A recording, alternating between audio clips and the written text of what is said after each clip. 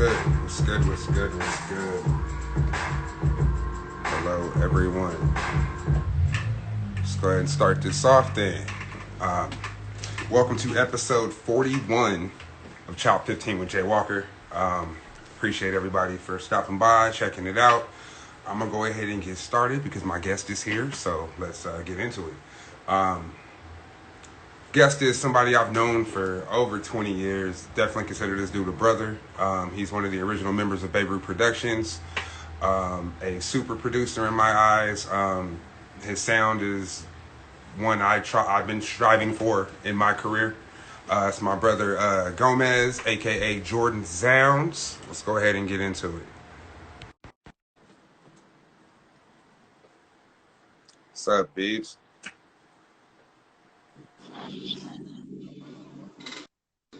Yo. Oh shit. Oh shit.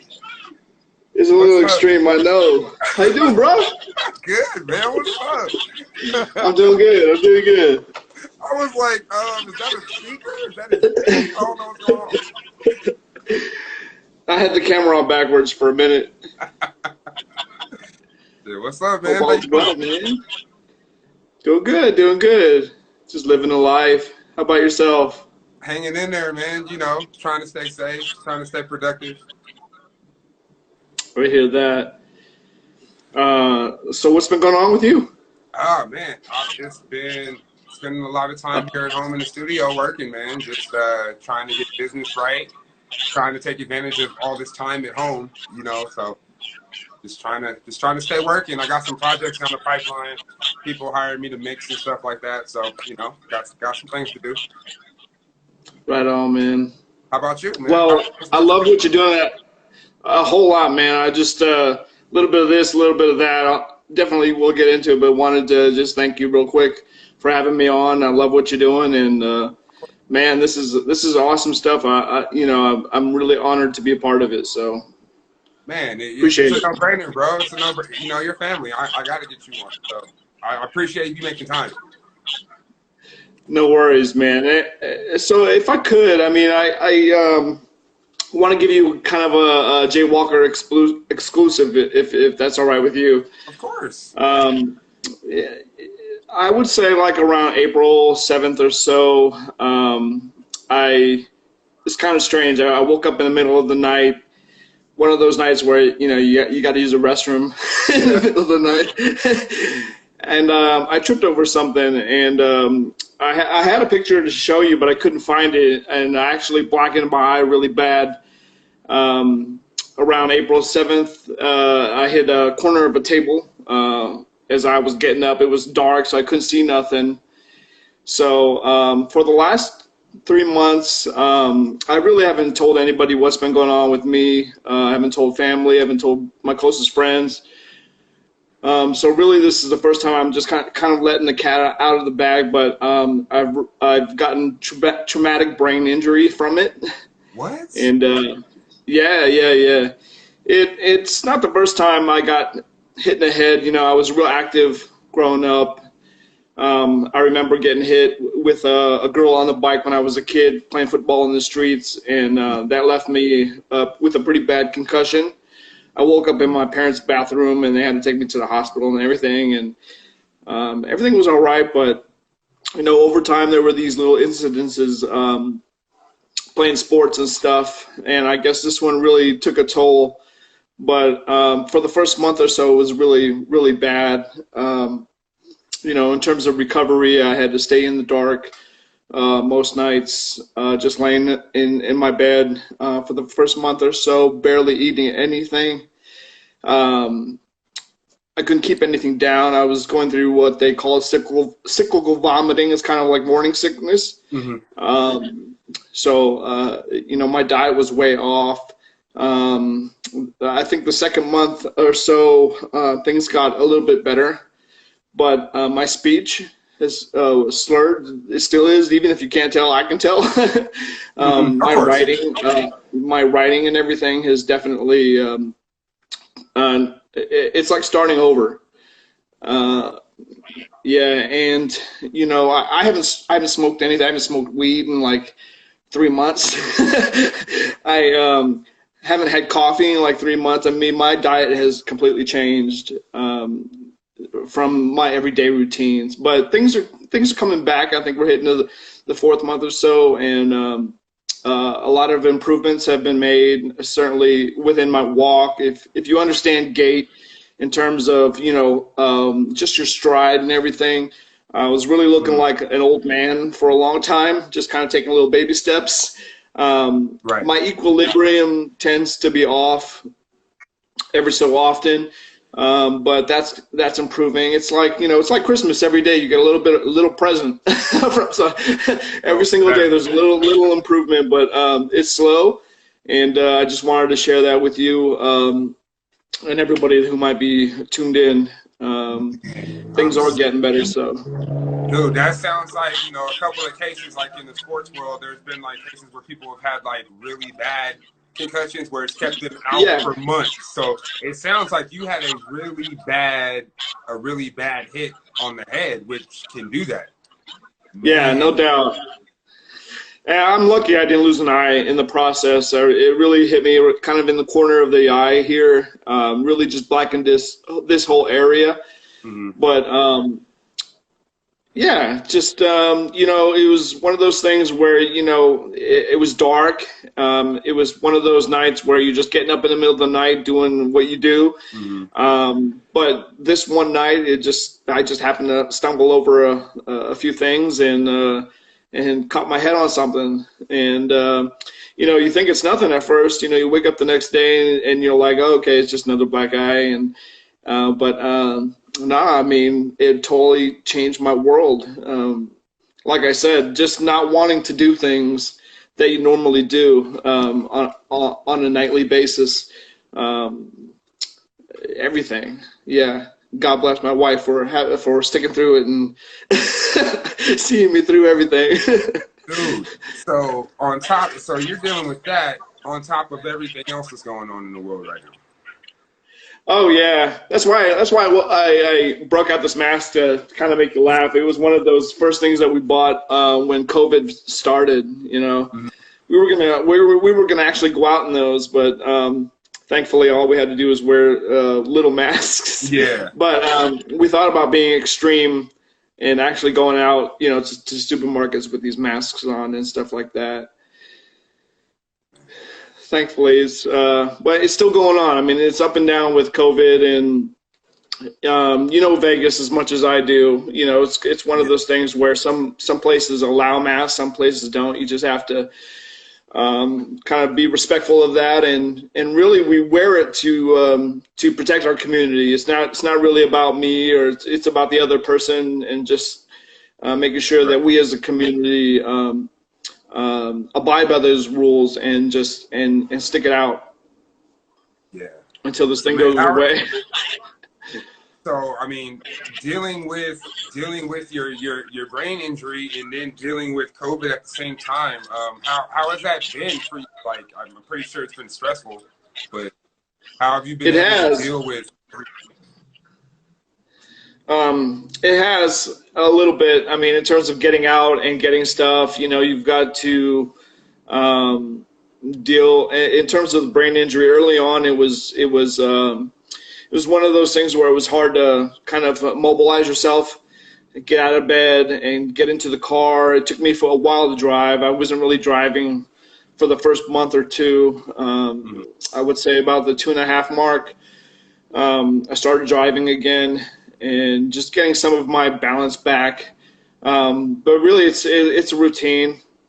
It's one of those things where it was tough to do in the beginning, but also easy because I thought about this more often than I did about COVID and Right. staying inside. And it helped a lot. My wife Elizabeth is one of those essential workers, so she works with senior citizens. So she's always exposed to that elderly population. And I always thought maybe she'd come home with it, but she's been really good in protecting herself and coming home with a routine of just kind of disinfecting and getting into some clean clothes, Mhm. and that has helped. that has helped.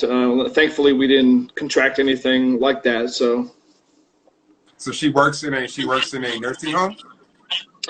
it's kind of like a nursing home. It's a senior living facility Okay. where, yeah, I think most of them are above, around 70 or so, 70 and above. They can afford it. They want that lifestyle, and so it's a little bit more than a living facility. Got you. Okay. Per se, yeah. They've got money to spend. They want to class it up a little bit. Though, like, those older populations are more vulnerable, and it's been shown like a lot of those kind of facilities have been getting hit pretty hard. So it's a blessing that your wife is, Yeah, it's really about wrangling them up and making sure they don't do anything to harm themselves or other people in their community. And here in Vegas, they love to go out and gamble. So, there's thankfully a lot of those establishments closed for a long time. So they were left to kind of just stay within their community there, and everything was straight.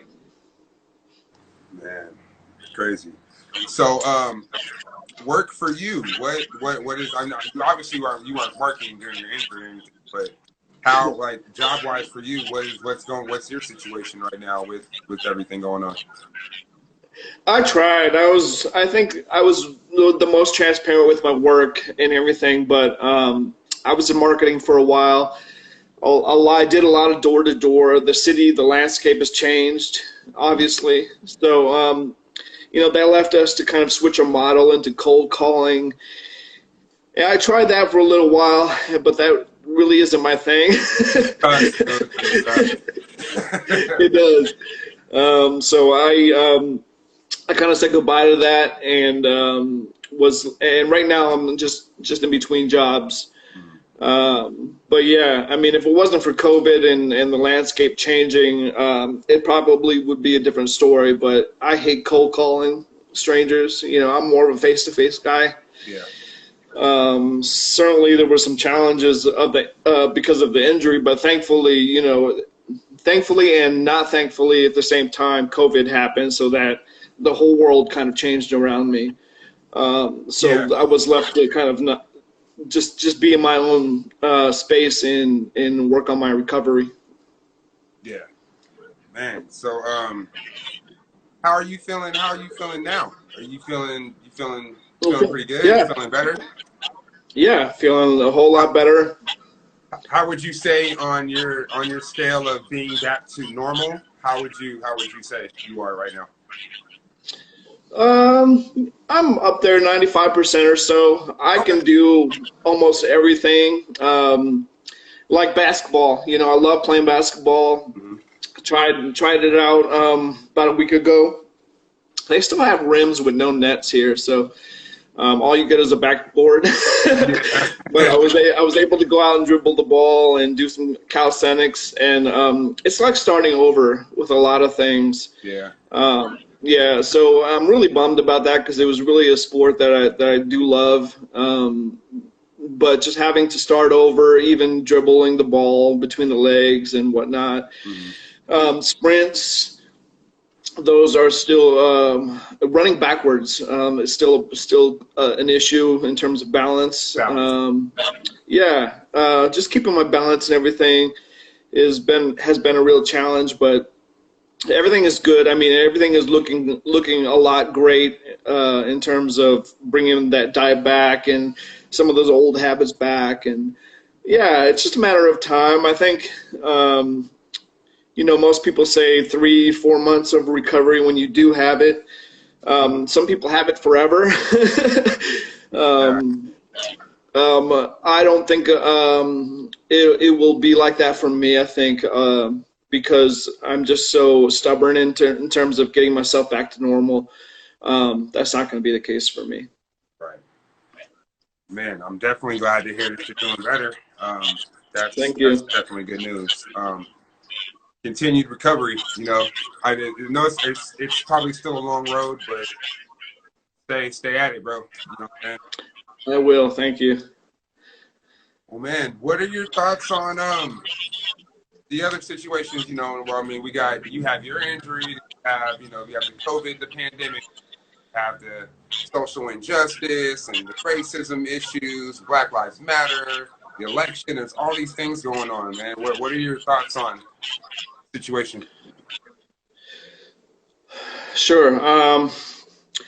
It's a lot to unravel. There's so many different angles, different sides of the equation. People have different opinions, and I'm from the Philippines, so I don't, my dad's from Detroit. I get a little bit of everything, My friends are black. I get a little bit of everything. But the one thing I do notice a lot of people do, or a lot of people have a habit of doing, is putting things in boxes. You can't. To me, it's hard for me to swallow anyone who has big opinions on an entire race, right? Right is right and bad is bad, and we've got to kind of compartmentalize everything in terms of actions. You can't bundle all white people into one box, all black people into one box. Right. In terms of the movement itself, when I think about BLM, we've got a message. It's got a message, and you've got to inherit that message and use it as a springboard. But I think a lot of people like to take that and, like I said, roll in a bunch of other opinions about an entire race all into one movement, and you can't do that. I mean, it's not right. It's not fair. I mean, racism it sucks when it comes from all sides, and it's bad. Period. So, totally against any of that stuff. I think I listened. Well, I did listen to a few of your interviews. One in particular, Mr. Sterling Doak. Shout out to Sterling. But just doing my part in terms of correcting the situation when it's in front of me. I worked for a racist real estate broker. I worked with racist Mexican guys who were my business partners. Mm-hmm. Again, it comes from all sides. You just got to be able to, when you hear it, act on it, do something about it, correct the situation. Like I said, I've been, around the block and up and down, and I've seen all kinds of people just from many different places, many different backgrounds and colors, and but racist people, it's just bad. I mean, racism is bad. So no matter where it comes from, do your part to just correct the situation is all I can say. Yeah. I think if more people did that, if more people, when they were in their circles and heard things and saw things, if they felt the way about it and corrected it, that would go a lot further in fighting the issue. You know what I'm saying? I think that would really help it. For sure. Hear it from someone who looks like you expect them to have the same thoughts. That's why you're saying that. And then when they don't, kind of makes you think a little bit. So I think that's for sure. Or they assume you're a part of something and you're really not. Just off complexion alone, most people think I'm a straight up white guy, and I don't blame them. And so they can roll me into different conversations that they think they're comfortable having, but at that moment they sound like jerks, and it's our job to call them out on that. Definitely. There's been a lot of well, in the beginning, I don't know now because they're not really showing it as much on the news, but I've seen a lot of the protests and stuff going on in Vegas. It seemed like there was a big reaction down there, and there was a lot of people out in the streets. Did you happen to see any of that while you were there, or while you've been there? Like I know obviously you went out, but did you happen to see it on the news or hear about it? And what were your thoughts on it? I did, yeah. The city is parts of the city is definitely strange. and, you know, the strip and everything with all the casinos. Obviously, they want to get everybody back to normal. Right. Yeah. So I think a lot of that is it's a lot to do with money, of course. Um, but it may be too soon, you know. So I catch a lot of it on the news in terms of the protests and seeing everybody trying to get back to normal. I think I saw a clip the other day where it was a casino full of people with no masks. And so they're just asking for trouble. Yeah. And like we saw a spike recently in the governor himself going back to phase one and closing everything down. You know, we're either going to learn the hard way or do things the right way.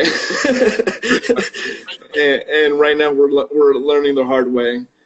Yeah, because we're in a way we're putting the economy over people right now, you know. And when you do that, this is what's going to happen. I mean, then you have a segment of people who think it's a hoax and don't want to wear a mask and don't want to social distance, and that's just adding to everything. You're giving them places to congregate. You know, I mean, I don't know. I'm just so anti like indoors anything right now around people that like aren't my wife. Like I'm just like I can't do it right now. I gotta be out. If I'm gonna be around anybody, we're gonna be outside. That's all I have to say. Yeah. Same here. Same here. I mean, we've had arguments at grocery stores with people not wearing masks around the fruit and just coughing and sneezing. and what are you doing? Come on. I mean, think about other people. That's what it really boils down to, especially in a store. Like, why are you gonna go in a store where people are all buying food and you don't go in there coughing and not wearing masks? Like, that's just selfish. Yeah. Honestly, it's just selfish. Yeah. They're doing better now. I think they're regulating a little bit better now. Early on, it was kind of a mix of people wearing masks and people not wearing masks. Right. But some places you can't even go in without a mask. Yeah. Which, I mean, honestly, it should be. You know, if you choose to be, you know, out and you're like outside, but you're not around people outside, then that, I mean, I don't think you should have to wear a mask. Like, if you're going somewhere where you're indoors around other people, that's common sense, man. You just should. Yeah. Again, it's not about you. It's about your community and people around you. Right. You know, there's that stigma that the government's forcing you to wear this thing, and I don't feel like doing it, and just put it on. It's not political. Everything has to be made to be political in the United States. No reason. Everything's not political. Everything's not. It's not all about red, blue, left, right, Democrat, liberal, whatever, conservative, all that bullshit. Like, it's just about human beings. And that's where they're getting things twisted. Like, it's not always the two sides and the sporting event. Like, it's like politics are just sports, really. It's all it is. Root for your team. Yeah. My team's the best. Your team sucks. That's all it is. That's a good way to put it. Yeah. That's how I feel now, especially, man. It's colors, it's names. They got nicknames for each other. They talk. I mean, it's just it is way more than what it should be. Yeah, most definitely. I have my feelings about Trump. I have my feelings about Biden. I mean, to me, they're both kind of awful candidates, and they don't speak very well. You know, there are a lot of other candidates that ran early on that I felt like had some fresh ideas, right, and spoke a lot better. So you know, we're left with that, unfortunately. Again. So it's hard to kind of root for any team. Yeah. To me, it's the same team. If you really think about it, they all do. Right. You know, they're all getting money from gun companies and pharmaceuticals and all the big companies to pass these laws. Whether you're Democrat or Republican, they both do it.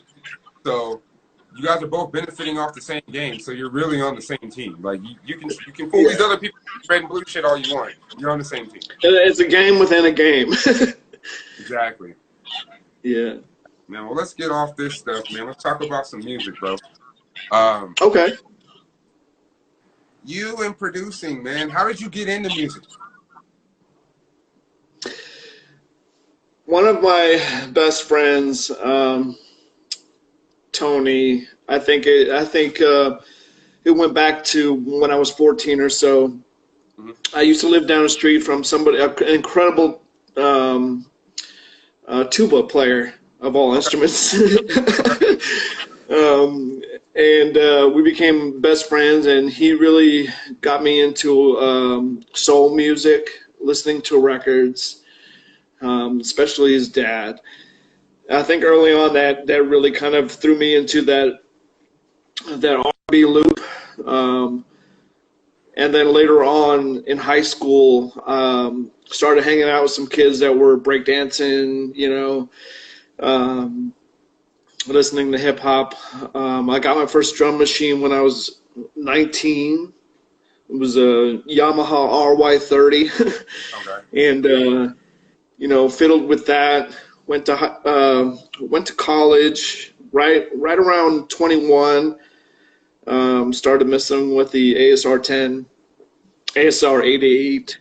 And that's when I bumped into those guys. At Beirut, shout out to soul journalist Justin Gilbert. What does he go by now? JK. JK. Sterling Dogue, Habib. And we kind of made one of those groups that made beats in our dorm room, where we were all fans of the ASR tool. So we used that exclusively. Ended up living together, and I guess I've just been. Well, we actually went to school together too for music, so we ended up dabbling in that at the Art Institute of Seattle, and I think that's around the time they started introducing us into the digital audio workstation. So it was our first glimpse into Pro Tools.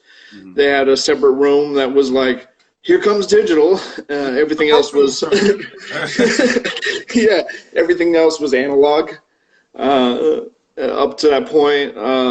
So we did, we dabbled in that a little bit. Pro Tools came around, digital audio workstations, and I think it was just a few years after that when they became really popular, really becoming part of people's homes, mm-hmm. And having it on your own computer. So we did Seattle for a few years and moved to LA in 2003. Really got into Pro Tools then, had a Digi 08. I liked it. It was okay. It was great for recording, not so much for beat making. Yeah, I felt the same. Felt the same way. Yeah. Same way. Yeah. I love recording. I love mixing in Pro Tools. Tracking, I do not like. I was never one to make beats. I never. Right. Yeah, exactly. And so I was kind of just looking around for something different. I think it took me about 6 or 7 years after that to really dabble into Ableton. I got into Machine a little bit. And then now it's really all Logic now. But yeah, I mean, it was all, I guess, geared towards the ability to make better music, make music with the applications a lot more efficiently.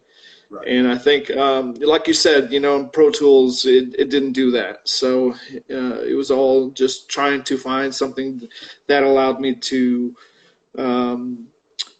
dabble in producing and just making beats. Yeah, everybody has their own thing, man, because I've seen Jake One makes beats in Pro Tools. You know what I'm saying? Yeah. Makes beats in Pro Tools. And I'm just like, okay, I mean, I guess that works for you, but I don't feel that workflow. You know what I'm saying? That's how they work, so I get it. It works for them, but it's not. And that workflow may be totally different now. It might be geared more to producing and making beats now than it did back then. So it could have gone through massive changes. Who knows? Yeah. When were you used? That was Pro Tools 1, 2, maybe one of the beginning ones, right? Yeah, it was one of the beginning ones. Pro Tools 1 with the Digi 08, so those auto faders. Yeah. Yeah. Okay. And that was a lot of fun. Again, like I said, it was all about recording and at that time. And so I did try to incorporate a lot of live instrumentation because it was really conducive to that. Now, do you play instruments? Just dabble when I need to those notes for something, you know. It could be a guitar, a keyboard, or whatever, but nothing formal. Nothing formal. So like you don't read music or anything. You just play by feel. Oh God, no. No, it's all ear. It's all ear. If I need a few plucks from strings or whatever, that's what I'll do. But um, anything outside of that, no, I won't play a whole song in front of a crowd or anything like that. Like that.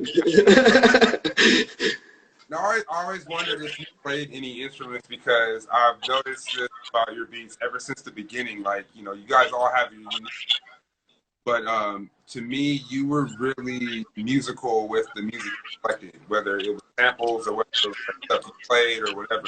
And I was trying to figure out where that came from. Is it from knowing the playing, or just ear, just the feeling of what you're going through, what you're trying? Yeah, it's thank you. It's a little bit of a little bit of everything, but mainly feeling. Really, just kind of just hearing those notes out. Maybe taking some experiences from the past or things I've listened to in the past, and just working it out, working out the melody. Again, it's just all about what sounds good at that moment, and just going with it. Right. Now today, when I was posting the guest for today with you on it, I like to, if I have somebody that I know has some music out or something, I try to put their music on there. And I was looking for your music, and then like it wasn't popping up, and all of a sudden I found like everything. I found old albums from Seattle. Like you got a bunch of shit out. I'm like, I didn't even know this. Like now I gotta go back there. Like damn. You got a couple on there. Like I remember when I was buying those mp3.com CDs, you had a couple like I think steering wheel's on there, and I remember hearing that back in the day. I think I might have bought it, but it got stolen. And then the last text in the think box, I don't even think I've ever heard that. Yeah, actually, if you was this on Instagram? I went on Apple Music, and it was still there. So there. Oh, okay. So I went by Gomez for a while, and I did change it to G-O.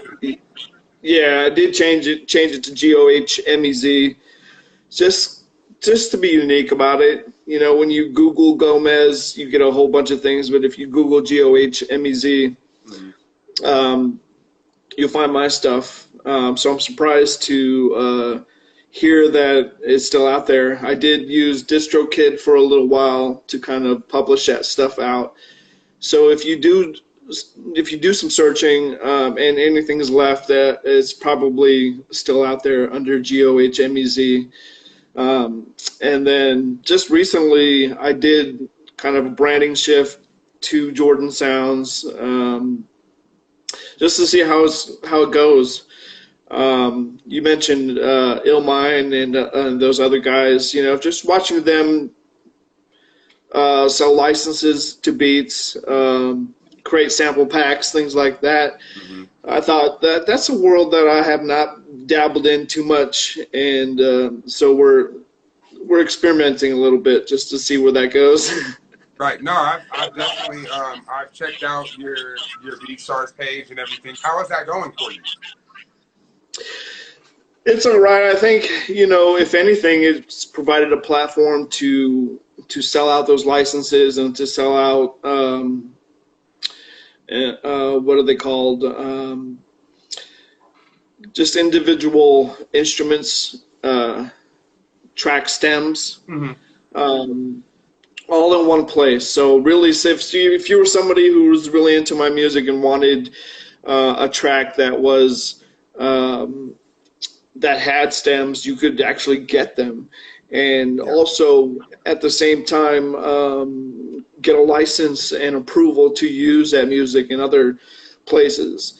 And there wasn't really a one-stop shop for all of that stuff. So that's how I saw it, is really a one-stop shop for somebody to go to get all of those elements. But it also allows you to sell things like sample packs and beat packs and drum packs, and so those are the things that I'm working on now that hopefully I can provide on those platforms. We'll see. It's been hit or miss. I mean, the analytics are good, but it's really, you've got to really go out there and find people that want to actually purchase your music. So that's going to take a lot. Yeah, because the market now is saturated with producers selling beats, and producers selling kits, and producers, doing all this kind of stuff. So it's kind of like you gotta kind of find your way in there. It's like it's so saturated. You have to find the way that you can fit in and do your thing. So yeah, absolutely. Sure. Yeah, definitely got to find your crowd for sure. Now I also know that you're on Songtradr as well. That's where I do my distribution through for my Jay Walker music. I was on there the other day. I go check every day for stuff, and I saw on the left side, the left column, it showed you who recently had sales, and your name popped up. So somebody bought something a couple weeks ago. I was like, oh, my man sold something. Good shit. Yeah, every now and then it happens. Is that something for like a show or a TV show or a commercial or something? Or was that just like one of those things? Yeah, it was one of those opt-in things. I think it's an online radio. Right. They play a bunch of different things, and they include your music in it. Right. Okay. Yeah, that's a few. I've been on a few of those too. I'm still trying to get my my breakthrough for like a show or something, or a movie. Or Me something. Too. Yeah. One of those. Me too. Seen a lot of no's, but all I need is one yes. That's right, exactly. And you gotta go through those no's to get that yes. So. Sure. Yeah, because I've been on there for years, and I use it for distribution mostly, but just the opportunity to present songs for licensing. You know what I'm saying? It gives you that chance. So if there's anything that I feel about halfway, or feel like I can fit, I'm sending things. And yeah. Couple of Why not? To the finals or whatever, you're like, oh shit, it might happen. Oh, never mind. Why not, man? You got to put yourself out there for sure. Yeah, man. Are you? Let me see what else I'm gonna say. So with Jordan Zounds, is it now you just focusing on licensing? Are you trying to work with artists and stuff still? Is that something that you want to do? Yeah, I mean, it's something I always want to do. Again, I got to find the right person that's really into it. At the moment, it's all about licensing. It's all about just leaving it out there to see who it grabs, right? Again, it's one of those platforms just like Songtradr where you can direct music producers to hear your stuff. Mm-hmm. So that's really it for the moment. But yeah, I mean, I would love to work with artists. Again, the landscape that I grew up in is a lot different now. We're in the digital age, so and there's so much out there that people cling on to. So many producers. So it's all about just finding that person that's really into it, that really loves it, that really can soak it in and create some stuff from it. Yeah. Have you had any artists that you know of purchase beats from you and use anything yet?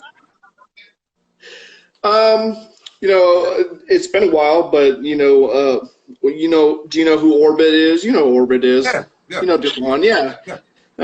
I mean, that's the last real I would say project that I did that was all just one artist. That really, apart from yourself doing a track here and there, that did a whole album with all my music, and so I'm kind of looking for that. That is the best. Those are the best, in my opinion. Those are the best relationships. I think there was an era where music was like that, Kind of like when we grew up, there was more like one producer kind of molding the sound of an album. And then Yeah. about the mid '90s, I want to say it kind of became like get the dopest producers, get beat, Yeah. couple beats from here, a couple beats from here, and it kind of morphed into that. And now I think if you look at the landscape of the really good albums that have come out recently, it's one producer, one artist, or one group. You know what I'm saying? So, That's right. and Yep. one of the first albums that I know of you know, my friends or my peers would be you and Orb's album. I studied the hell out of that album when I first started rapping. That album, like, Thank you. it's one of those a Pete Rock and CL Smooth main ingredient, kind of that kind of joint where it's like one producer, one sound, and that artist is so in tune with that producer that it makes dope shit. Like that album's classic, bro. Like can't nobody tell me different. That album's a classic. It's one of the best things Appreciate that. that ever came out of the Baby Camp. Period. I appreciate that. Yeah, that's kind of what I'm looking for. That one artist to shape and mold and build an entire project from. Yeah, I mean that's the way to go. If you're gonna, I feel like if you're gonna do it, especially now, why not find an artist that's not necessarily fully established and build that relationship? Maybe you guys come up together. Maybe you get Or be like you, you know, produce your own stuff. I mean, so. No, I totally hear you. I mean, not everyone is as talented as yourself that you know who can make their own stuff and write to it at the same time and build projects from it. You're really an anomaly if you Well, honestly, bro, like it's something that I was inspired by the producers that I was blessed to be around. I was inspired by you guys. I was inspired by Dialect. I was inspired by Nick Drake from the Cuff. You know what I'm saying? I've been inspired by watching great people, and I knew one day I wanted to make beats. Just like I know one day I'm going to end up DJing. It's just when I decide to actually do it. You know what I'm saying? And oh, really? Wow. honestly, doing this and transitioning into producing has been the best thing for me because I probably wouldn't even be wanting to rap at all anymore if I didn't just rap. It's been Cool. 20 years, man. Like it's hard to keep something going that long and stay motivated the same way you were day one. You know, For so I sure. needed to, you know.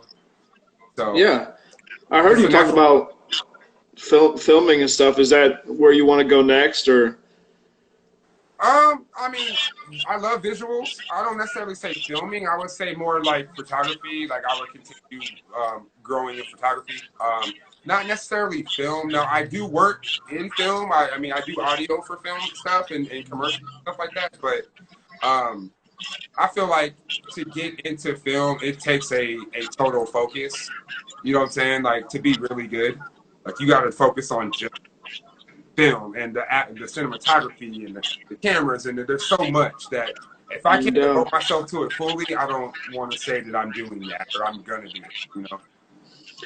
Yeah, my bad. Photography. Yeah, exactly.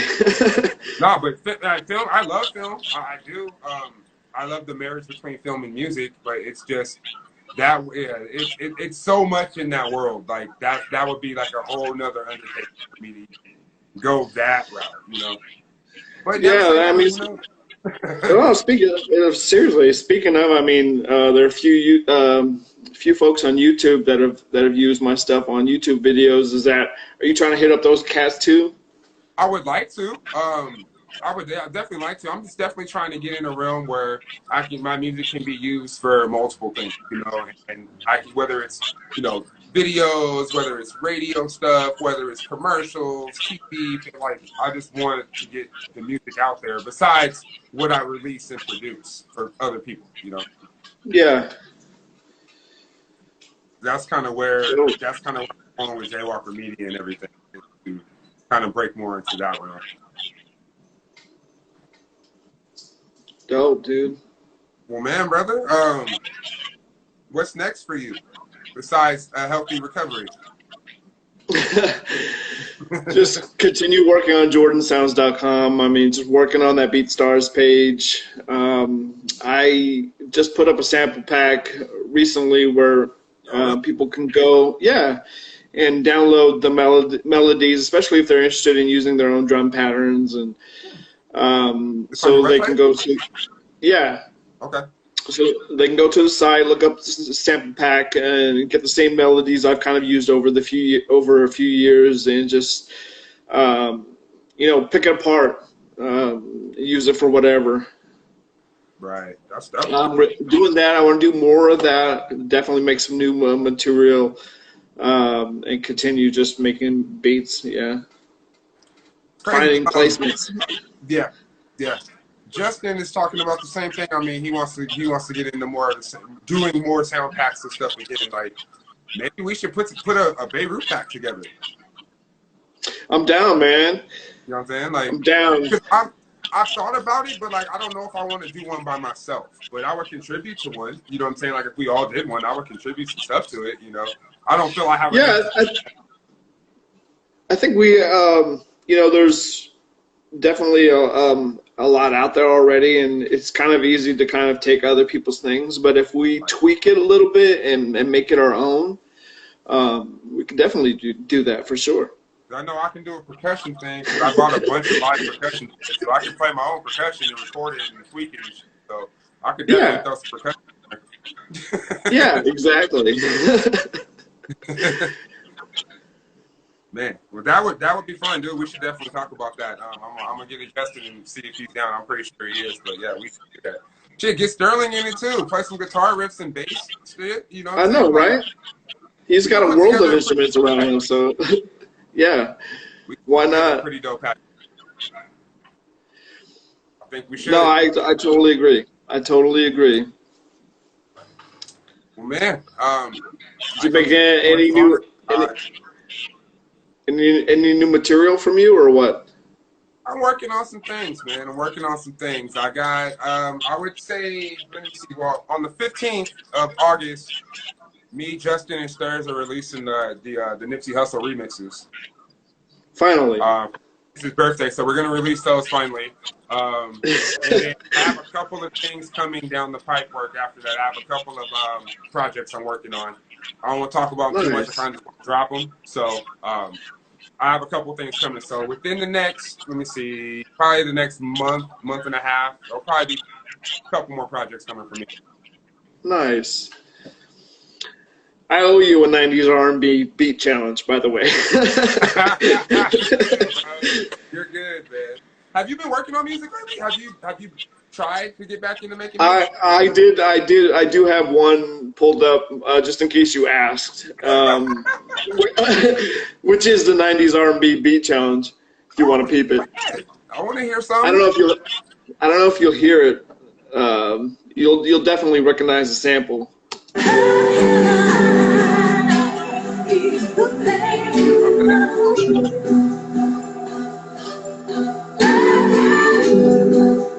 Can you hear it? Yeah.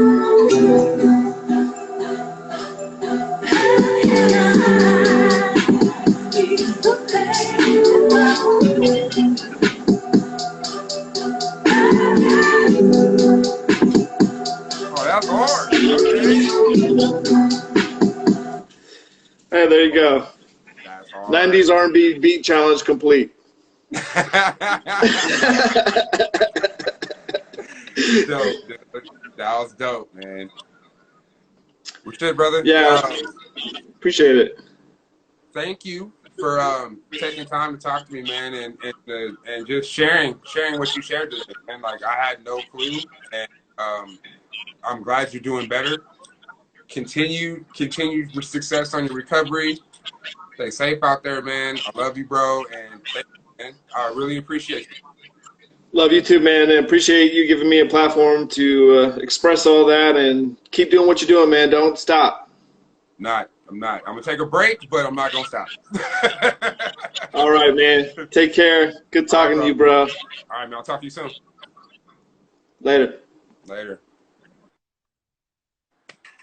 All right, y'all.